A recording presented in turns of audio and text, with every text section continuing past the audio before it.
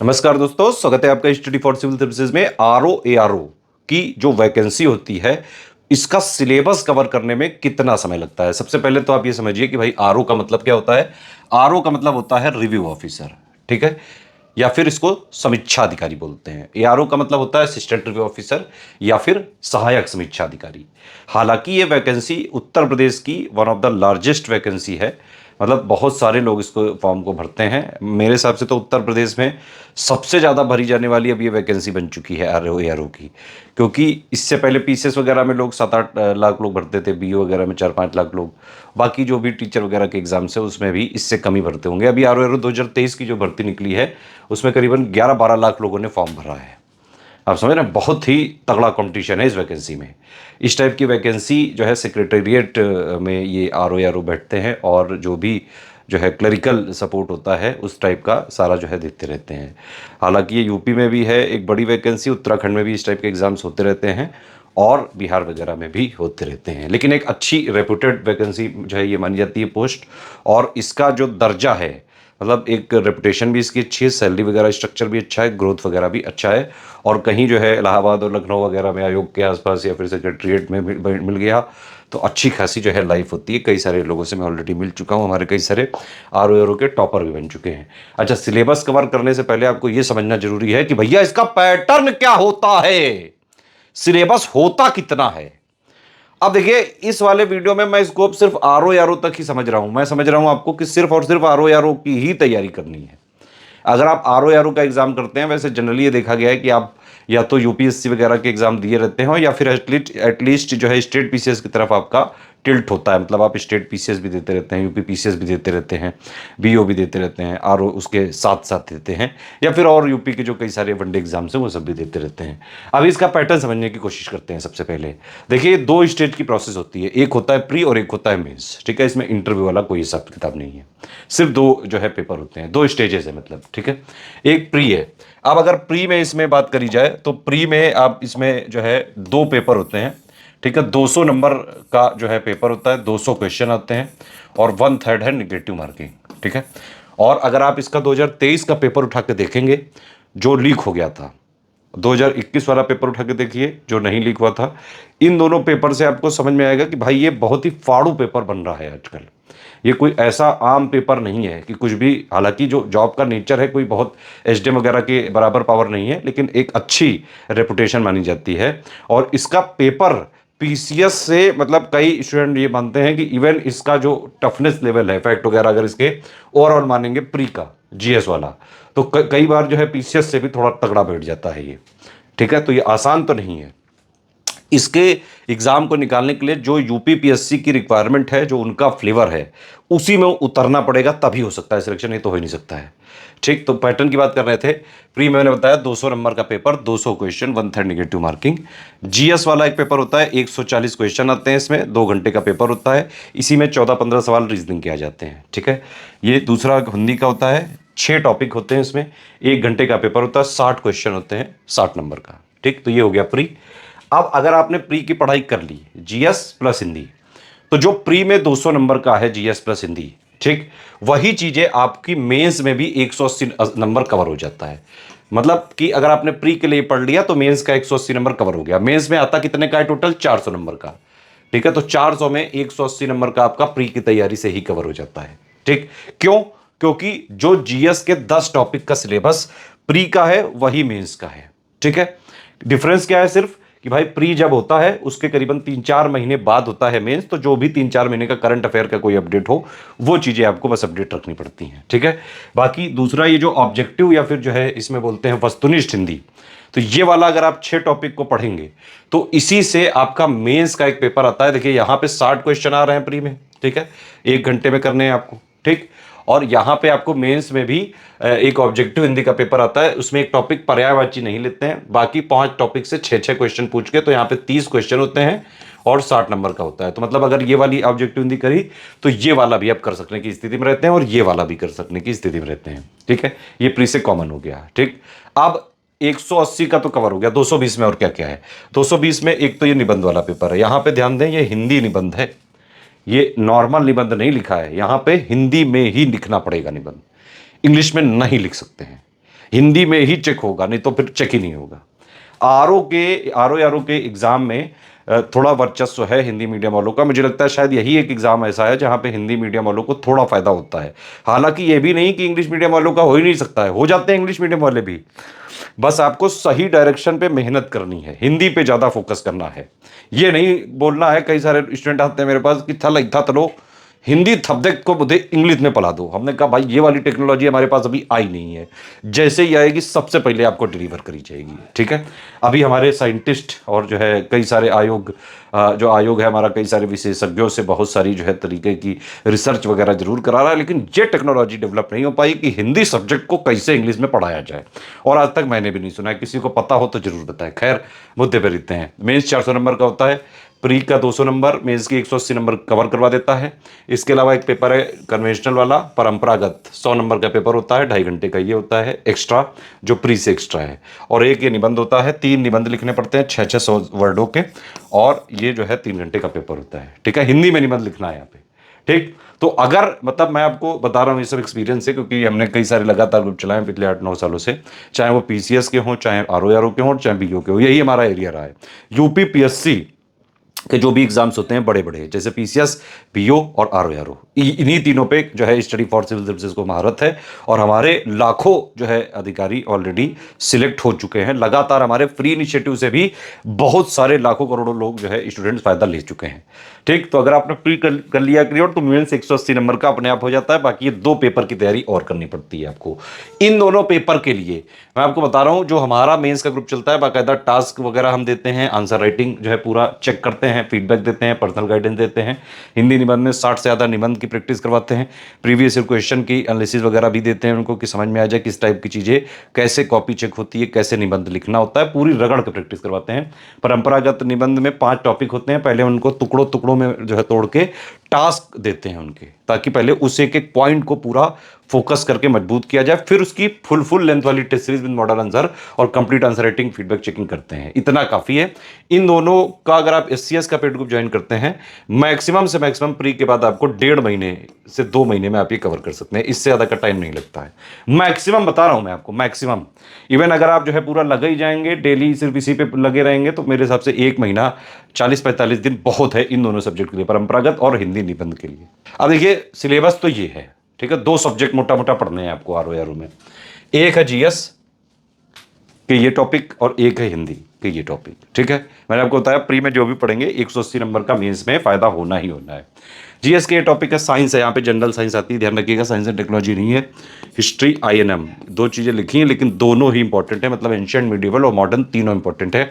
इसका ये अर्थ नहीं निकालना है कि भाई हिस्ट्री में भी मॉडर्न आ गई और इंडियन नेशनल मूवमेंट में भी मॉडर्न आ गई, इसका मतलब अच्छा मॉडर्न जो बाल है, इसका मतलब है मॉडर्न का वेटेज ज़्यादा है। ऐसा नहीं है, क्योंकि अभी अगर आप पेपर देखें प्रीवियस ईयर क्वेश्चन के, तो एंशिएंट के भी पेपर जो क्वेश्चन है वो ज़्यादा है, मिडिवल के भी ज़्यादा है मॉडर्न से, ठीक। पॉलिटी में जो है सिलेक्टेड फैक्ट्स आते हैं। मिसलेनियस का मतलब सेंसस, अर्बनाइजेशन, आईएसएफआर हो गया, ऑर्गेनाइजेशन की रिपोर्ट हो गई, प्रोडक्शन का डेटा हो गया, है ना, एसआरएस का, एमएमआर का, आईएमआर का, टीएफआर, बहुत डेटा है, सब डेटा ही डेटा है इसमें।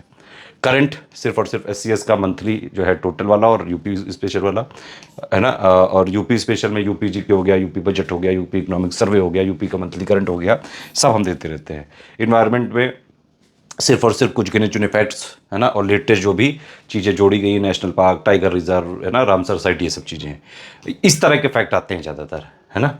ज्योग्राफी में जो है बहुत ही घुस के फैक्ट पूछा जाता है। आरओ के पेपर वालों को जीएस में ज्योग्राफी बड़ी अच्छी लगती है, बहुत अच्छा सब्जेक्ट माना जाता है। कई बार 24-24 सवाल इससे पूछ लेते हैं।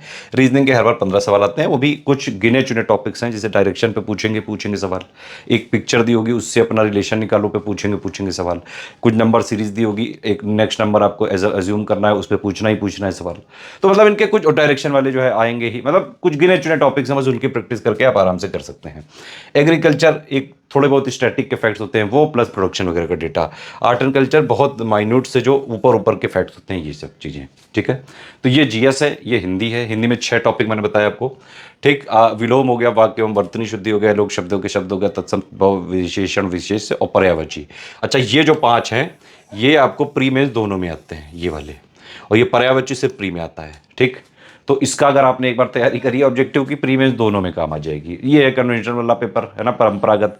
उसमें 5 टॉपिक होते हैं। गद्यांश हो गया, उसका शीर्षक, सारांश, रेखांकित अंशों की व्याख्या होगी, सरकारी पत्र का सारिणी यानी कि टैबुलर फॉर्म में सारलेखन, पत्राचार जो है, जो टाइप्स होते हैं कन्वेंशनल वाले, पारिभाषिक शब्दावली, कंप्यूटर के, है ना। इस तरह से जो है टोटल सिलेबस है। तो मोटा मोटा मतलब क्या है कि भाई प्री का अगर आपने एक बार पूरा तैयार कर लिया तो मेंस का आप मानो कि भाई 220 नंबर का उधर से और चाहिए। तो टोटल मिला के अगर आप देखेंगे तो ये तैयारी सिर्फ और सिर्फ जो है प्री का जो है ही 200 नंबर का है ना, वो वाला मेंस में 180 नंबर का कवर कर ही रहा है, 220 नंबर का और करना है। तो मोटे मोटे ये सब्जेक्ट हैं। एक बार जीएस पढ़ ली, यही प्री में है, यही मेंस में है। बस मेंस तक का थोड़ा करंट और जो है आपको देखना पड़ता है।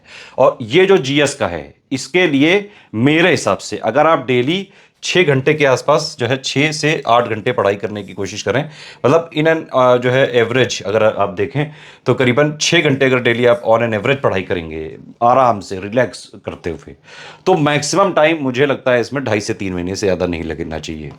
मैक्सिमम मैं बता रहा हूँ। और इसमें भी हर चीज़ ये नहीं कि मार्केट में जो भी अर्जी फर्जी बुक मिल रही सब खरीद के पढ़ने लगे, नहीं नहीं, नहीं होगा उससे। आरओ का एग्जाम बहुत ही डायनामिक पैटर्न पे चल रहा है। इवन आरओ के पैटर्न को पकड़ना भी बड़ा मुश्किल है। आप 2021 का पेपर देखिए, 2023 का पेपर देखिए। 2023 का पेपर लीक हो गया तो क्या हुआ, पेपर गुरु बहुत जोरदार बनाया था। इसके लिए करिए ये स्टडी फॉर सिविल सर्विसेज का सिलेक्शन मटेरियल ले लीजिए, प्लस हमारे पेड ग्रुप के एक्सक्लूसिव जो रिकॉर्डेड वीडियोज है वो ले लीजिए। इतना जीएस करने में मेरे हिसाब से मैक्सिमम आपको 2.5 महीने लग सकते हैं, बस, इससे ज़्यादा नहीं। ऑब्जेक्टिव 6 टॉपिक है इसमें, ठीक है। अगर आप इसको सीरियसली जो है कवर करना चालू करने की कोशिश करें, प्री में तो भाई 6 आने हैं ना पूरे के पूरे, तो आप अगर इसमें मेरे हिसाब से 1 महीना भी दे दें डेली डेली, मतलब मिक्स करके पढ़ना चाहिए आपको। अगर आप सिर्फ आरओ की तैयारी कर रहे हैं तो सिर्फ आरओ की तैयारी कर रहे हैं, डेली आप 6 से 7 घंटे की पढ़ाई करना जो है एक टारगेट बनाइए, ठीक।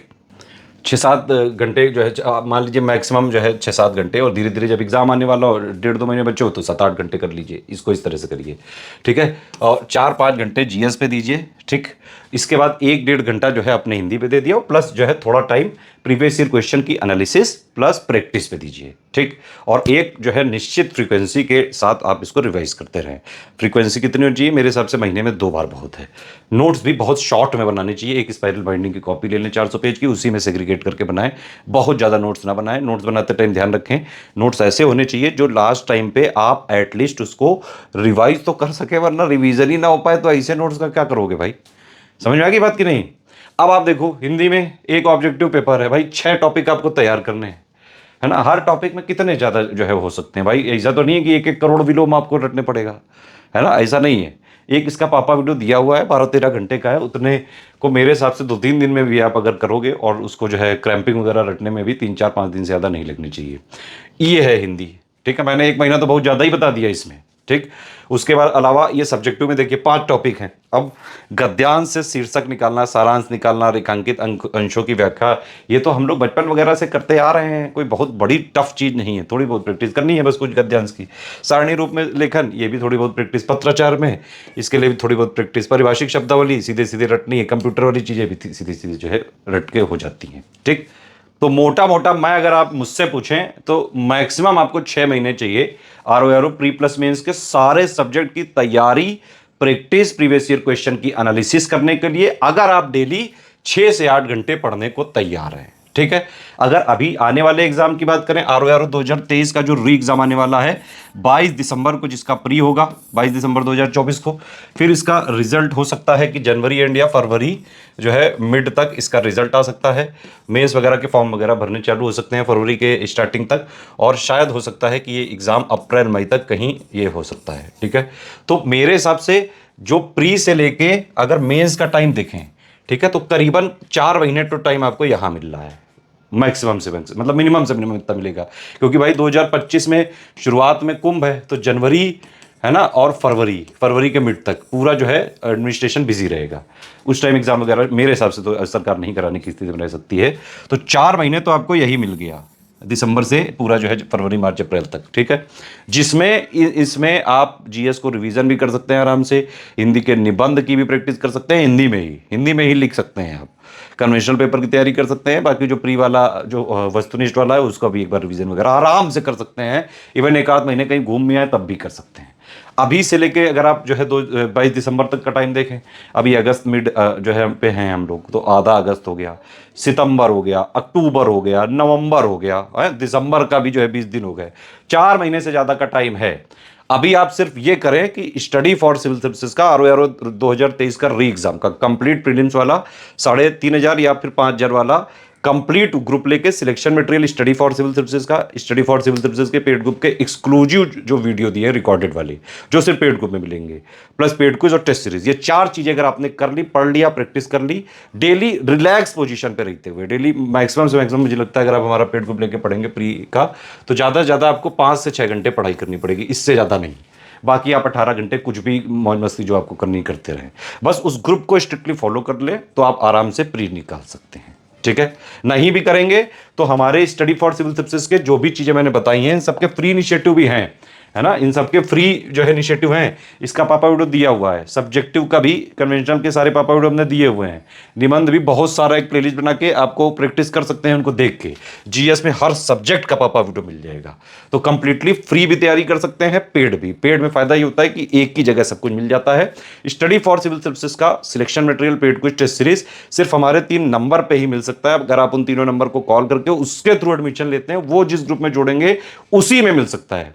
हमारा मटेरियल कहीं भी स्टेशनरी किसी बुक शॉप में कहीं नहीं मिलता है, और जो भी लोग इस तरह से बेच रहे हैं वो हमारा नहीं, फर्जी मटेरियल है वो, एक आध पन्ने शुरू के हमारे लगा के, और वो कुछ भी अंडसेंट जो है भर के बेच रहे हैं, उसमें हमारी कोई रिस्पॉन्सिबिलिटी नहीं। हमारी रिस्पॉन्सिबिलिटी उसी में होगी जो आप हमारे 3 नंबर हैं 8564880530, 7523864455 और 9696066089, इन नंबर के थ्रू अगर आप बाकायदा कॉल करके और एडमिशन लेके पेमेंट करके तब जो है ग्रुप में जुड़ते हैं, तभी आपको एक्चुअल सिलेक्शन जेन्युइन मटेरियल मिलता है।